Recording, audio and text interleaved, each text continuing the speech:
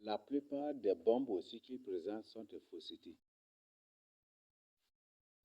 La plupart des bombes et des missiles qu'ils présentent sont des mensonges.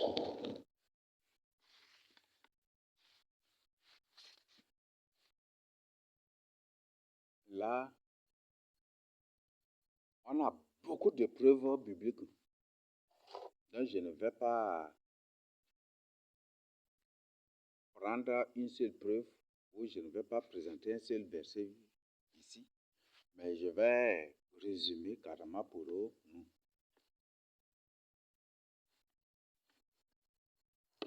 La plupart des bombes qui nous présentent que la Russie a fabriqué telle bombe, l'Amérique a fabriqué, les États-Unis ont fabriqué, voilà, telle bombe, que l'OTAN a créé telle bombe, tout ça c'est des mensonges.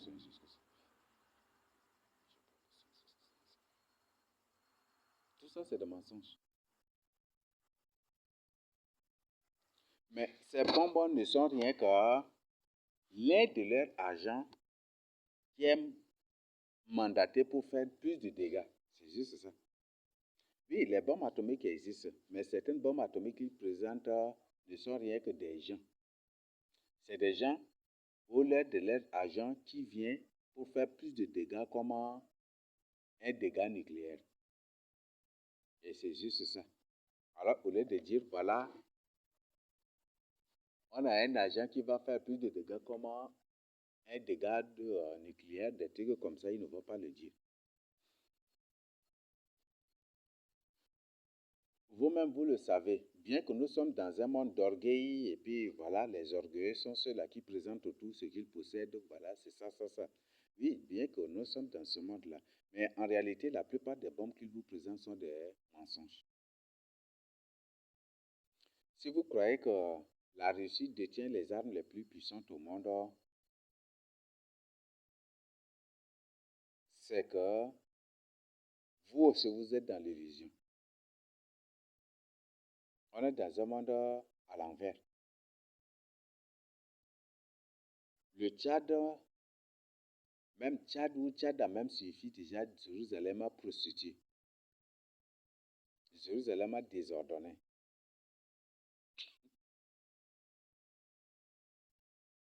Et si Tchad même signifie déjà Jérusalem,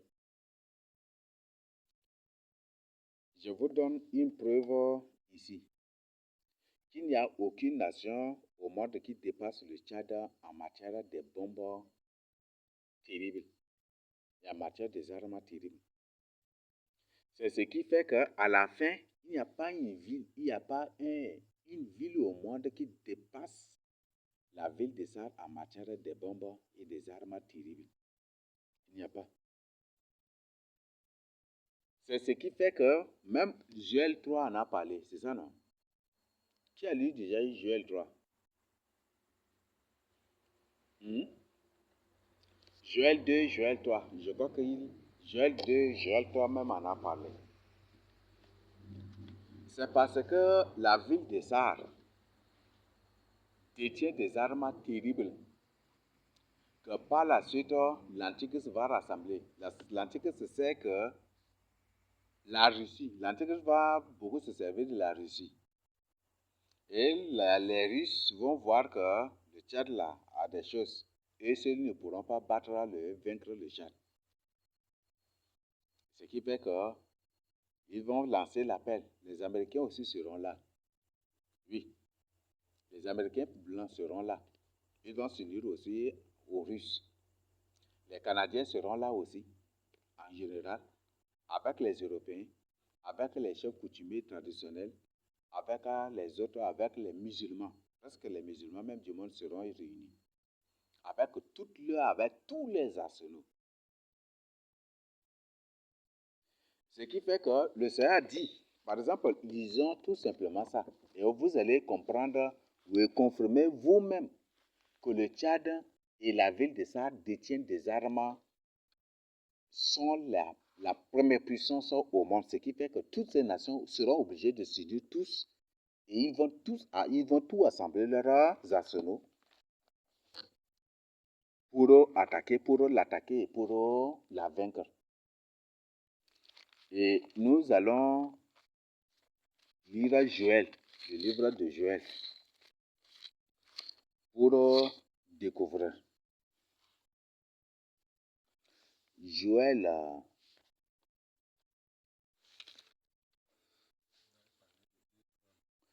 le chapitre 2. Ça va?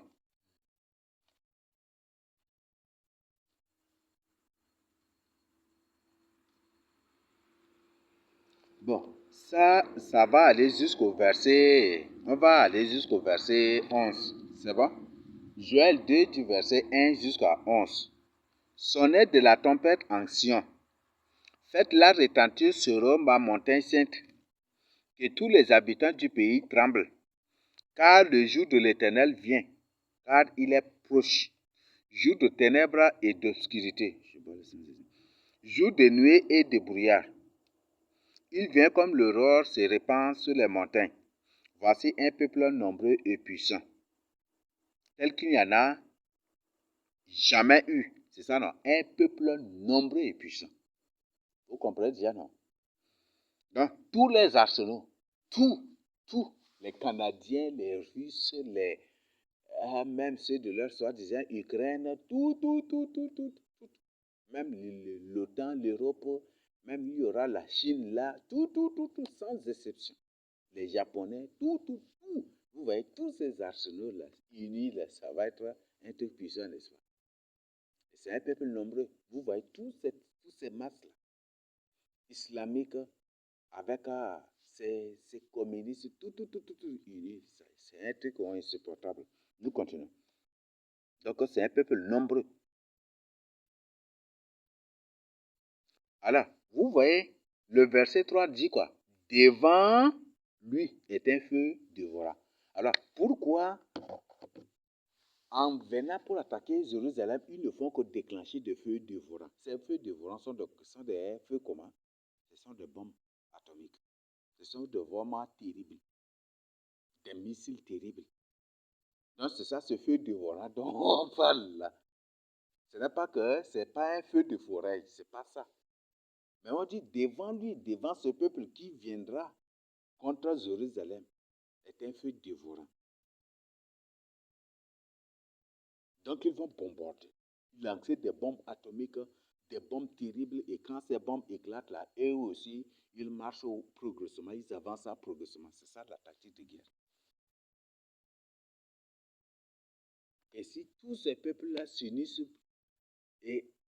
d'abord pour venir attaquer Jérusalem, ça nous fait comprendre que Jérusalem détient des armes détient des armes qu'aucune autre nation sur la terre n'en a. Vous voyez, devant lui est un feu dévorant. Et derrière lui, une flamme brûlante. Vous comprenez, non? C'est ça, n'est-ce pas? Là, le Seigneur ne parle pas de feu de forêt ici. Ce n'est pas du feu traditionnel comme on le croit. Ce n'est pas ça. Il s'agit des feux nucléaires carrément. Des missiles terribles, des trucs terribles qui seront envoyés. C'est ça, de ça que le Seigneur doit parler. Et c'est tous ces peuples unifiés qui vont faire cela.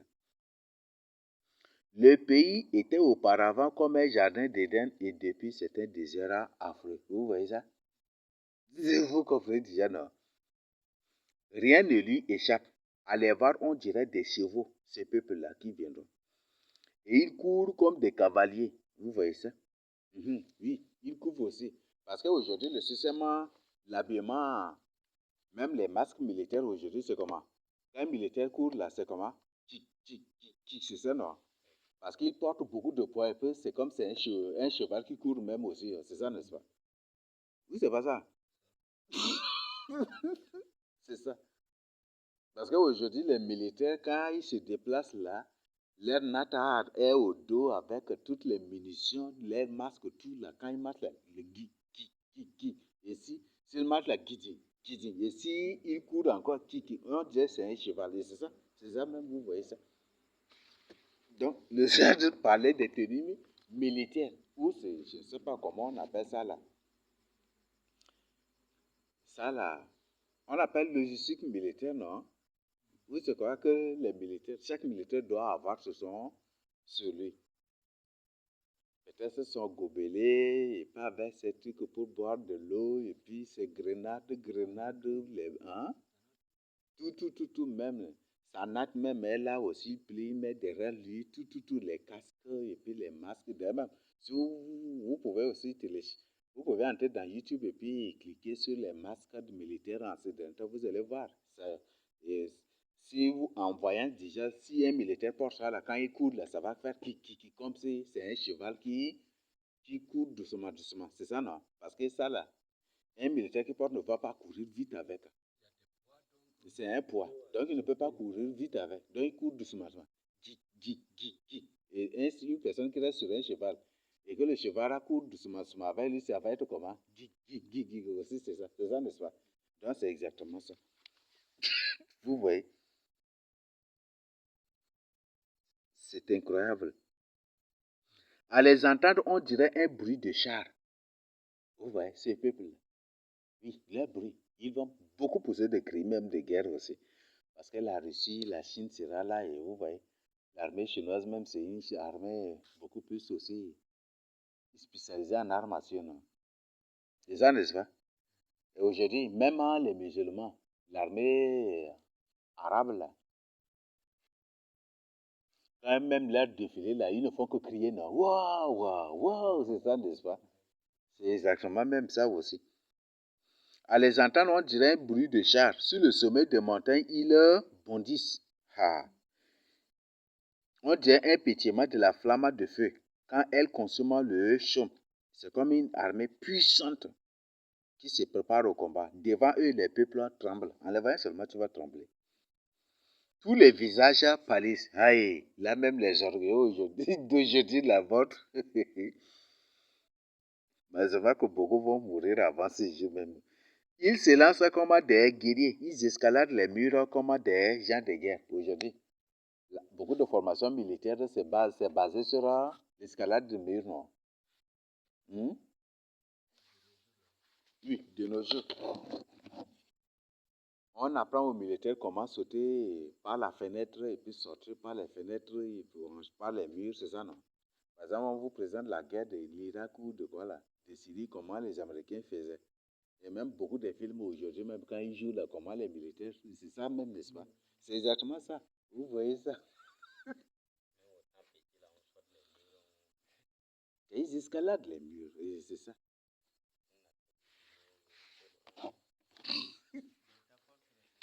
Mm. Mm. Mm. Mm.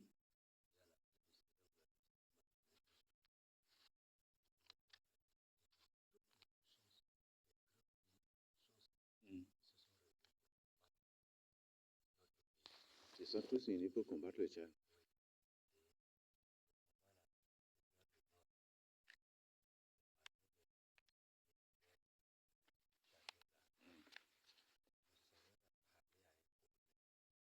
Mm.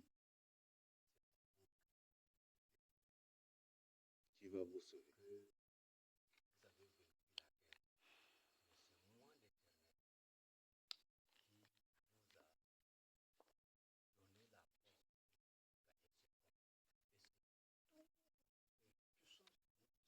Toutes les puissances, le Seigneur n'a parlé. L'Australie sera là aussi.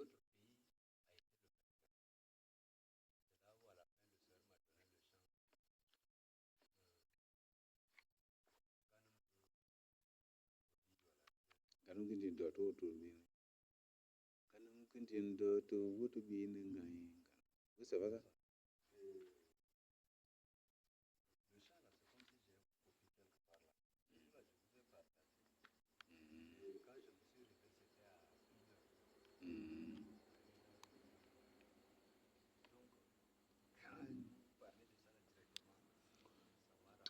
Toutes les nations, vous voyez même, ici déjà même, chaque leur déplacement, leur progression ou leur avancement, c'est toujours précédé par des bombardements nucléaires ou par des bombardements terribles. On dit devant eux, c'est de feu dévorant. Moi, je vois que la vallée de Megiddo, là, hmm, vous n'avez pas remarqué, Nous avons une grande vallée ici qui ressemble exactement à la vallée de Megiddo. Et je ne me trompe jamais du tout vraiment sur ça.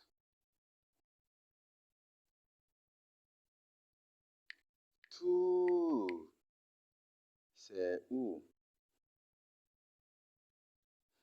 Cette vallée-là, tu trouves avant d'aller dans leur ville où il y a une antenne là, dans leur village où il y a une antenne là. Voilà. Vous voyez cette vallée-là, non?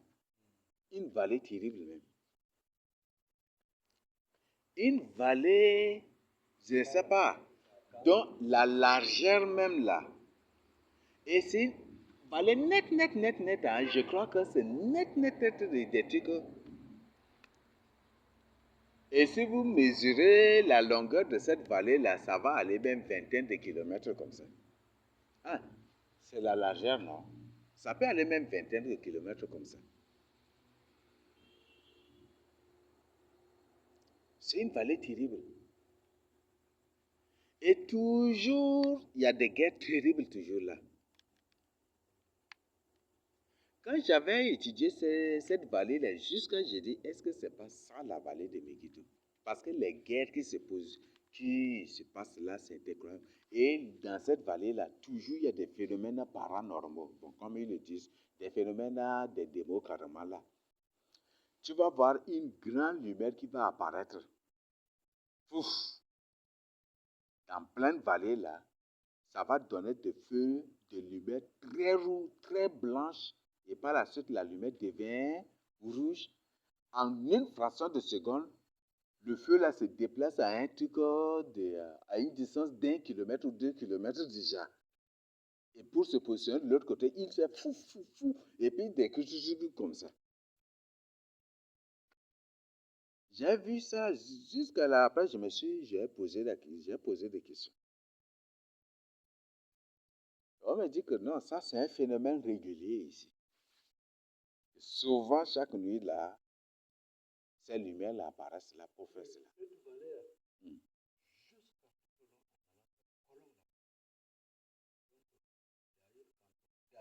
Mm.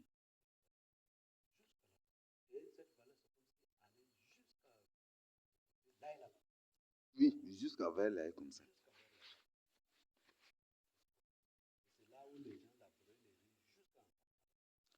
Si cette vallée n'est pas la vallée de Megiddo, certainement, ça va être une grande mer.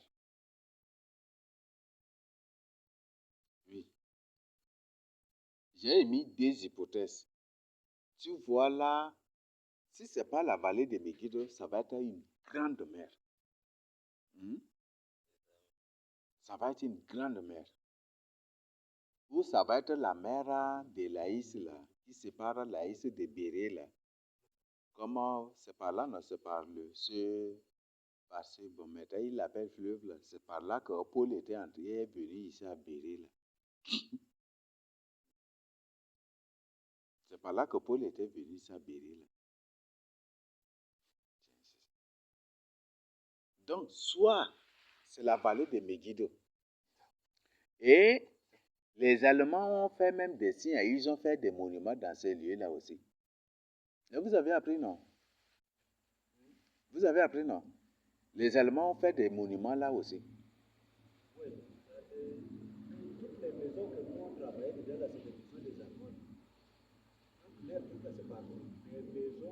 Mais ils ont fait des petits monuments. Et beaucoup des autochtones là, ils disent que ces petits monuments que les Allemands ont fait là, certainement c'est des documents qu'ils ont cachés dans ces lieux. Et dans certains coins, ils menacent même de détruire ce lieu-là pour découvrir ce qu'ils ont caché là même.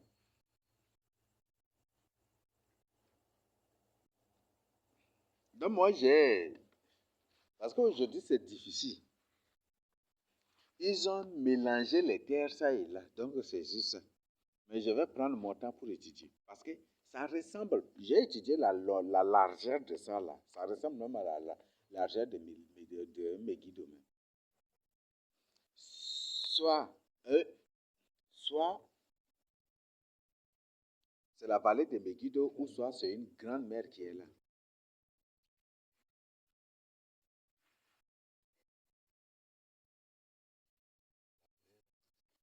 Soit c'est une grande mer qui est là.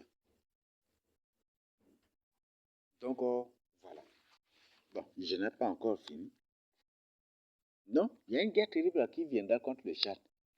Et cette guerre-là va faire que les armes qu'ils cachent à Assar, là, ils seront obligés d'exposer tous ces armes. Ils vont faire sortir les armes, là. Et ces jours-là, ils seront obligés de dire, c'est nous. Oui, c'est eux-mêmes qui seront obligés de dire, c'est nous les vrais juifs. Voilà, voilà, voilà.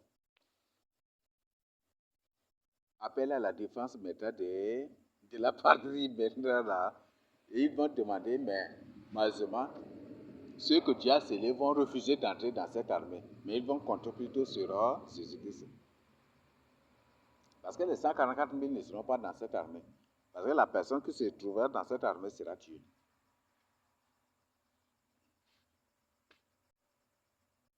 Et il y aura vraiment, vraiment, vraiment de morts. Vraiment, vraiment, vraiment de morts.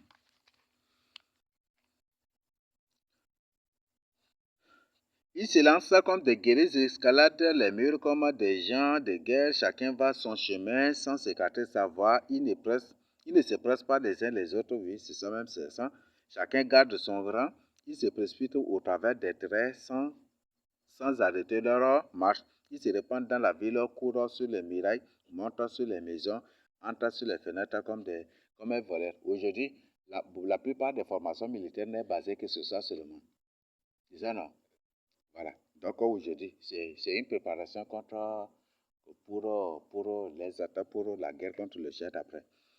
Devant eux, la terre tremble, les cieux sont ébranlés, le soleil, la lune s'obscurcissent et les étoiles retirent leur éclat. L'Éternel fait entendre sa voix depuis devant son armée, car son cas est immense. Et l'exécuteur de sa parole est puissant, car le jour de l'Éternel est grand, il est terrible, qui pourra le soutenir. Voilà, c'est ces choses qui vont se passer. Donc c'est pour vous faire comprendre que la plupart des armes qu'ils vous présentent à la télé, que les Russes ont, ou la plupart des bombes que les Russes ont, sont des mensonges. Ils ont des logiciels bien préparés là, dans lesquels ils montent ces missiles. Ils montent ces missiles-là et ces bombes-là, juste pour duper les gens. C'est comme si c'est comme dans un film. Ils jouent les films, non? Et quand ils jouent un film, et puis dans le film, on largue une bombe atomique. Vous croyez que c'est des bombes atomiques réelles? C'est juste des montages. Dans la plupart de leurs armes nucléaires atomiques,